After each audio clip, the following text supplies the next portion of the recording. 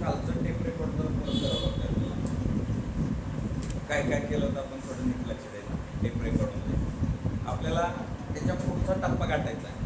पण टेप रेकॉर्डमध्ये ना आपण काल मॅग्नेटायझेशन एक एक्सप्लेन केलं होतं. थोडं बघा तुमच्या नजर बघा मॅग्नेटायझेशनला काय सांगितलं होतं.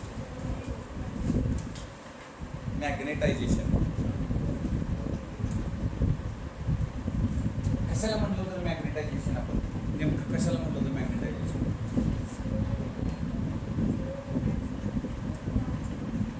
म्हणजे आपण काय केलं होतं, इलेक्ट्रॉन घेतला होता, इलेक्ट्रॉनला काय केलं होतं, मोशन केलं होतं. दुसरा इलेक्ट्रॉन घेतला, त्याला मोशन केलं, त्याचं मॅग्नेटिक मोमेंट आलं, त्याचं मॅग्नेटिक मोमेंट आलं. नेट मॅग्नेटिक मोमेंट काय होतं, 0 होतं. याला मॅग्नेटिक फील्डमध्ये ठेवलं. परत एक असं फिरवलं होतं, आठवते का बघा, याचं मॅग्नेटिक मोमेंट, याला नेट मॅग्नेटिक मोमेंट काहीतरी होतं, सगळं तेच आहे, नॉट इक्वल टू 0.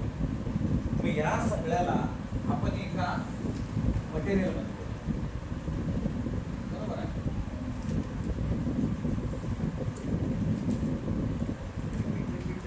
तेच बघायचं आपल्याला, फार काय असं म्हणजे वेगळं काही करायचं. ओके, आता ह्या मॅग्नेटिक याच्यामध्ये ठेवल्यानंतर आपण याला परत एकदा याचं नेट मॅग्नेटिक मोमेंट वाला 0 होतं. पहिल्यांदा एक सिंगल ॲटम होता, त्याच्यामध्ये 2 आउटर मोस्ट ऑर्बिटला इलेक्ट्रॉन्स होते, वेगळ्या पाथने फिरायला लागले, एक असं फिरायला, एक असं फिरायला. क्लिअर आहे? सो या अशा 2 वेगळ्या पाथवर फिरत असताना या पर्टिक्युलर ॲटमला एक नेट मॅग्नेटिक मोमेंट होतं. मग काय झालं, या सगळ्याला तुम्हाला सांगितलं होतं, 10वीत हुशार होतं, मग ते 11वीत आलं, मग त्याला 4 मित्रमैत्रिणी भेटल्या, मग त्याचा अभ्यासच वाटवलं झालं.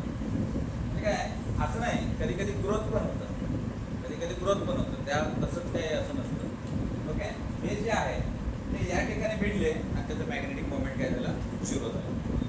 मग त्याला पुन्हा जागेवर कधी आणलं आपण, त्याला प्रेशर आणलं, कोणाचं, पप्पाचं आणि मास्तरचं.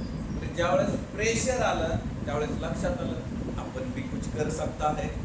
ओके, पण त्याला वाटलं आपल्याला वाचल्यावर थोडं कळतंय, कारण ते महिन्यात एकदाच मन लावून वाचते आणि त्याला तेवढंच वाचलेलं असते, त्याच फिलिंगमध्ये ते 8 दिवस घालवते. ठरलेलं आहे, त्याला डेली रेग्युलर अभ्यासाची सवय नसते. ओके, आता ह्याला काय केलं आपण, एक्सटर्नल मॅग्नेटिक फील्डमध्ये ठेवलं. एक्सटर्नल मॅग्नेटिक फील्ड अजून थोडा वेळ आला असता तर आम्ही सगळे गेलो असतो बाहेर. आता एक्सटर्नल मॅग्नेटिक फील्डमध्ये ठेवल्यानंतर हे काय झालं होतं, स्पेसिफिक अलाइन झाले. अलाइन म्हणजे सरळ त्याच्या मार्गात काय झाले, अलाइन झाले, म्हणजे एका सरळ रेषेत आले. ओके, मग याला ह्या सगळ्या प्रोसेसला आपण काय म्हणतो, मॅग्नेटायझेशन. या सगळ्या प्रोसेसला काय म्हणलं, एक एक्सटर्नल मॅग्नेट होता, एक दुसरा या सगळ्याला एका सरळ रेषेत आणून सेल्फ स्टडी करायला शिकवलं. म्हणजे स्वतःचं मॅग्नेटिझम तयार झालं, त्याला इंड्युस्ड म्हणलं. काय शब्द वापरणार आहे, इंड्यूस म्हणजे येतं एक्सटर्नल मॅग्नेटिक मुळे याला स्वतःला अभ्यास करू वाटलं स्वतःला, तर त्याला आपण इंड्यूस असा शब्द देऊ आणि ते इंड्युस्ड मॅग्नेटिक फील्ड याच्यामध्ये झालं. आता लक्षात घ्या, परमनंट मॅग्नेटसाठी आपण कोणतं टाईप वापरत होतो काल, परमनंटसाठी फेरोमॅग्नेटिक वापरतो, आठवत आहे? मग थोडं फेरोमॅग्नेटिक कडे जाऊया. हे एवढं समजलंय सर्वांना, मॅग्नेटिझम. हे जे मॅग्नेटिझम जे झालं ते डिपेंड आपण कुणावर होतं रे, कुणावर. मी त्याच्यामध्ये एक रिलेशन सांगितलं होतं, एच म्हणजे काय होतं, मॅग्नेटिक इंटेन्सिटी. तर H is equal to N into I, म्हणजे नंबर ऑफ टर्न्स जे आहेत आणि आय काय, करंट, याच्यावर डिपेंड कोण आहे, एच. मग इथं एच घेणार आहे मी. दुसरं जे डिपेंडन्सी आहे ती इंड्युस्ड मॅग्नेटिक फील्ड आहे. हा कसला आहे, इंड्युस्ड मॅग्नेटिक फील्ड आहे. तर आता याच्यामधला थोडा डिफरन्स सांगा. सो त्याच्या आधी थोडा डिफरन्स जर सांगायचं झालं तर सेम मॅग्नेटिक फील्ड कॉईल मधलं काल आठवतं का बघा, परत एकदा. हे कॉईल होतं, मोकळं कॉईल होतं, त्यावेळेस मॅग्नेटिक फील्ड होतं V0 equal to μ0H. NI होतं, NIच्या ठिकाणी मी काय टाकलं, X टाकलं.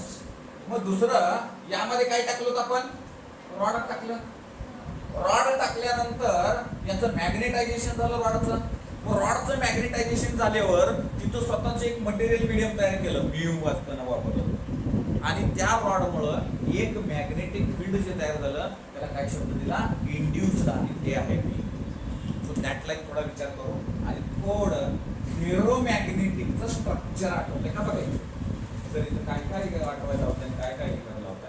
इथं बघा फेरोमॅग्नेटिक तुम्ही ड्रॉ केलं होतं काल, त्याला काय शेप फिक्स होता का, कुठल्याही शेपमध्ये मग मी थोडे पटपट ड्रॉ करतो जे काही शेप असतो. ओके, सो आता या